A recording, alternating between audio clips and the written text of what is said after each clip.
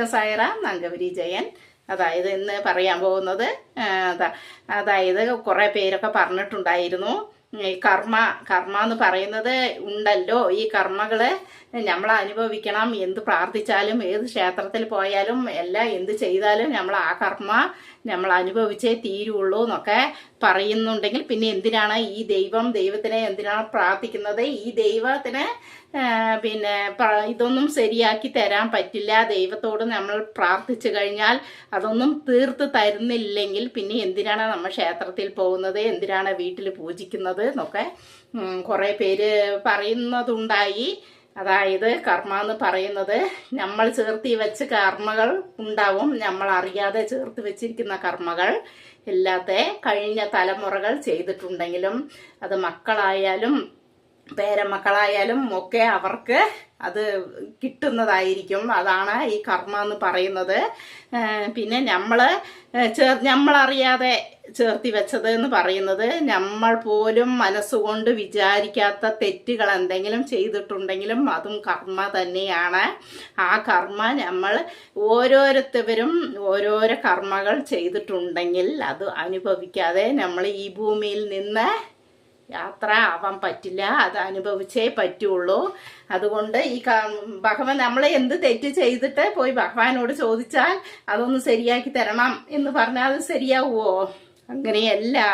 നമ്മൾ അതായത് ക്ഷമയോടുകൂടി വേണം. നമ്മൾ അറിഞ്ഞോ അറിയാതെ ചെയ്യുന്ന പാവകർമ്മങ്ങള് ഭഗവാനെ ഞാൻ അറിയാതെ ചെയ്തു പോയി, എൻ്റെ കഴിഞ്ഞ തലമുറകൾ എന്തെങ്കിലും ചെയ്തിട്ടുണ്ടെങ്കിൽ അതൊന്ന് ക്ഷമിക്കൂ, എന്നോട് കർമ്മങ്ങളൊക്കെ ഒന്ന് കുറച്ച് തരൂന്ന് പ്രാർത്ഥിക്കണം പോയി ഭഗവാനോട്. ഇല്ലാതെ നമ്മൾ പിന്നെ ഈ കർമ്മങ്ങളൊന്നും തീർത്ത് തന്നില്ലെങ്കിൽ എന്തിനാണ് ഭഗവാനോട് പോകുന്നത്, ഭഗവതിയോട് പോകുന്നത്? എന്തിനാണ് ഈ പരാതി പറയുന്നത്? നമ്മൾ ശരി അനുഭവിക്കാം, വരുന്ന അവിടെ വെച്ച് കാണാം, അവിടെ വെച്ച് കാണാമെന്നൊക്കെ നമ്മൾ പറയാം. അത് വേണ്ട, അത് ധൈര്യമാണ്, അത് നല്ലത് തന്നെയാണ്.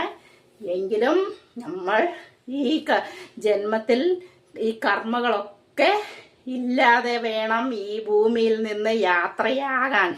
അതായത് ശുദ്ധത്തോടെ കൂടി വേണം നമ്മൾ ഭഗവാന്റെ അടുത്തേക്ക് എത്തിച്ചേരുമ്പോൾ നമ്മളുടെ കർമ്മകൾ, അതായത് മുജ്ജന്മം ചെയ്ത ആരെങ്കിലും നമ്മുടെ തലമുറകൾ ചെയ്തിട്ടുണ്ടെങ്കിൽ ആ കർമ്മകളും നമ്മൾ അനുഭവിച്ചിട്ടുണ്ടാകും.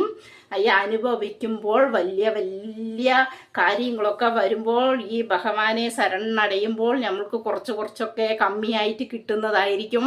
എങ്കിലും നമ്മൾ ആ കുറച്ചെങ്കിലും അത് അനുഭവിച്ച് കഴിഞ്ഞാൽ നമ്മളുടെ കർമ്മ നമ്മളോട് കൂടി അത് തീർന്നു പോകുന്നതായിരിക്കും. ഇല്ലാതെ നമ്മളതൊന്നും അനുഭവിക്കാതെ ഒന്നും ചെയ്യാതെ വരുന്നവിടം വെച്ച് കാണാമെന്ന് പറഞ്ഞ് ഇങ്ങനെ മുന്നോട്ട് പോയി കഴിഞ്ഞാൽ ബാക്കി കർമ്മകളൊക്കെ അനുഭവിക്കുന്നത് അടുത്ത നമ്മളോട് ഇനി വരുന്ന വാരിസുകളായിരിക്കും അതൊക്കെ അനുഭവിക്കുന്നത്. നമ്മൾ ചെയ്തു കൂട്ടിയ പാപകർമ്മങ്ങളൊക്കെ നമ്മൾ അനുഭവിക്കണം.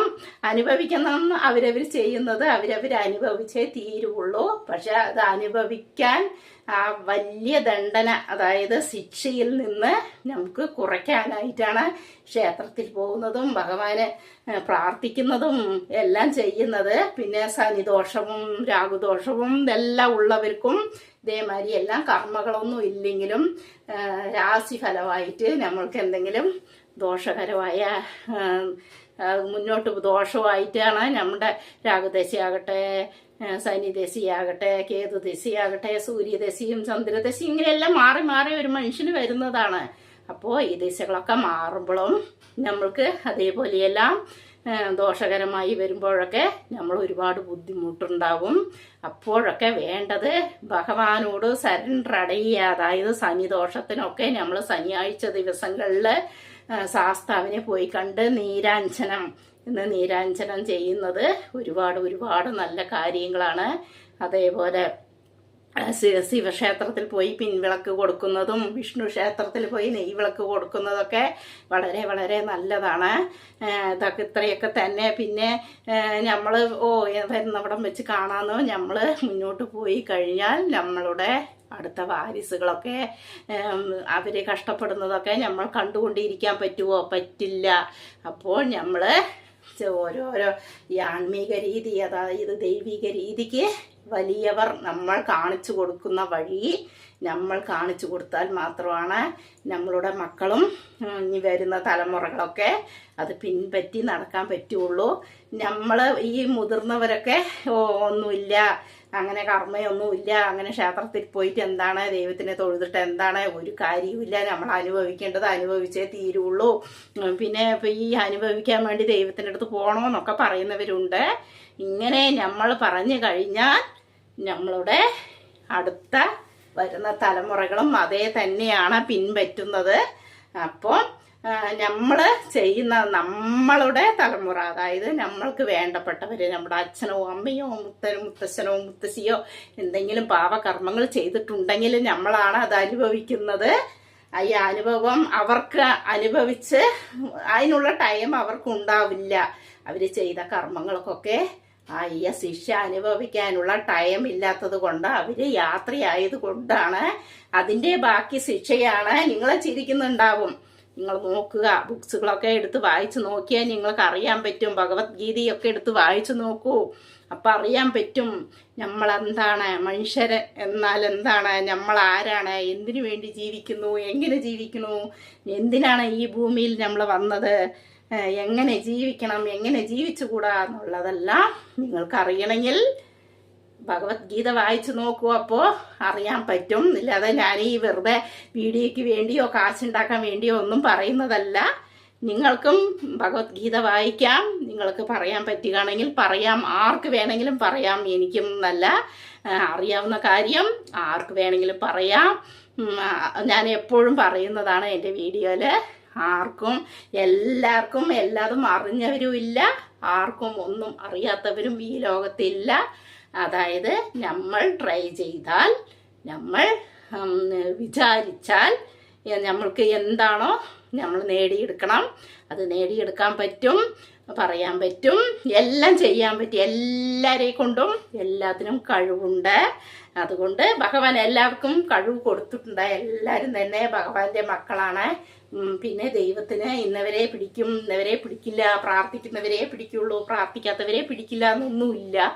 ഭഗവാന്റെ ഈ ലോകത്തിലുള്ള മക്കൾ അത്രയും ദൈവത്തിൻ്റെ മക്കളാണ്. പിന്നെ ഓരോരുത്തർ ഇപ്പം നമ്മുടെ വിചാരിച്ചു നോക്കൂ, ഓരോരുത്തർക്ക് 5 മക്കളുണ്ടെങ്കിൽ ഈ 5 മക്കളും ഒന്നുപോലെ ഉണ്ടാവില്ലല്ലോ. നല്ല മക്കളും ഉണ്ടാകും, അതിൽ 2 ചീത്തയായിരിക്കും, അങ്ങനെയൊക്കെ ഉണ്ടാവും. അപ്പം ഈ അച്ഛനും അമ്മയ്ക്ക് അധികം ഇഷ്ടം ആരെയാ? നല്ല മക്കളെയാണ് കൂടുതൽ സ്നേഹവും ഉണ്ടാവുന്നത്. അവരെയാണ് പുകഴ്ത്തി പറഞ്ഞുകൊണ്ടിരിക്കുന്നത്. അതേപോലെ തന്നെയാണ് ഈ ദൈവങ്ങൾക്കും അവരുടെ മക്കള് നല്ല രീതിയിൽ നല്ല പ്രവൃത്തികൾ ചെയ്തുകൊണ്ടിരുന്നാൽ ഭഗവാന് സ്നേഹം മക്കളോട് ഉണ്ടാവും. അത്ര തന്നെ അച്ഛനും അമ്മയ്ക്ക് എങ്ങനെയാണോ അതേപോലെ തന്നെയാണ് ദൈവത്തിനും. അവർ സന്തോഷിക്കും. നമുക്ക് നല്ല മക്കളെ കാണുമ്പോൾ സന്തോഷമില്ലേ? അതേപോലെ തന്നെയാണ്. അല്ലാതെ എല്ലാം ദൈവങ്ങൾക്ക് എല്ലാവരും ഒന്ന് തന്നെയാണ്. ജാതിയോ ഭേദമോ അറിവുള്ളവരോ അറിവില്ലാത്തവരോ ഭംഗിയുള്ളവരോ ഭംഗിയില്ലാത്ത അങ്ങനെയൊന്നും ദൈവത്തിനില്ല. വെറുതെ പറയുകയാണ് കാശുള്ളവരെ അങ്ങനെയാണ് ഇങ്ങനെയാണ്, കാശില്ലാത്തവരും ഒന്നുമില്ല എന്നൊക്കെ. അങ്ങനെയൊന്നുമില്ല. പിന്നെ ഇത്രയൊക്കെ തന്നെ ഇന്ന് പറയാനുള്ളത് വീഡിയോയിൽ. അതായത് ദൈവിക രീതി നമ്മൾ കൊണ്ട് നടക്കുകയാണെങ്കിൽ നമ്മളുടെ കർമ്മ ഇല്ലാതെ നമ്മൾ ഈ ഭൂമിയിൽ വിട്ടു പോകണമെങ്കിൽ ഭഗവാൻ ഒന്നും ചെയ്യാൻ പറ്റിയില്ലെങ്കിലും ഭഗവാന്റെയോ ഭഗവതിയുടെയോ നാമജപങ്ങൾ ജപിക്കുക, അത്ര തന്നെ ഞാൻ പറയാറുള്ളൂ.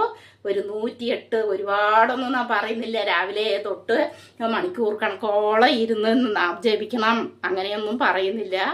ഒരു ദിവസം ഒരു 108 തവണ നിങ്ങൾക്ക് ഏതാണോ ഇഷ്ടദൈവം ആ ഇഷ്ടദൈവത്തിൻ്റെ നാമജപം മാത്രം ജപിച്ചുകൊണ്ടിരുന്നാൽ മതി. സായിറാം. അത്രയൊക്കെ തന്നെ ഇന്നത്തെ വീഡിയോയിൽ പറയാനുള്ളൂ. ഇനി ഒരുപാട് പറഞ്ഞു കഴിഞ്ഞാൽ ഈ ചേച്ചിക്ക് വേറെ പണിയില്ല, വീഡിയോയ്ക്ക് വളവളാന്ന് അങ്ങനെ സംസാരിക്കുന്നു എന്ന് നിങ്ങൾ പറയുമായിരിക്കും. അതുകൊണ്ട് ഞാൻ വീഡിയോ നിർത്തുകയാണ്. ഓം സായിറാം, ജയ് സായിറാം. വളരെ നന്ദിയുണ്ട്. പിന്നെ ഒരു കാര്യം, നിങ്ങൾ എൻ്റെ വീഡിയോ കണ്ട് സപ്പോർട്ട് ചെയ്യുന്നവർക്കും സപ്പോർട്ട് ചെയ്തുകൊണ്ടിരിക്കുന്നവർക്കും കമൻറ്റ് ചെയ്യുന്നവർക്കൊക്കെ നന്ദി പറഞ്ഞുകൊണ്ട് ഓം സായിറാം.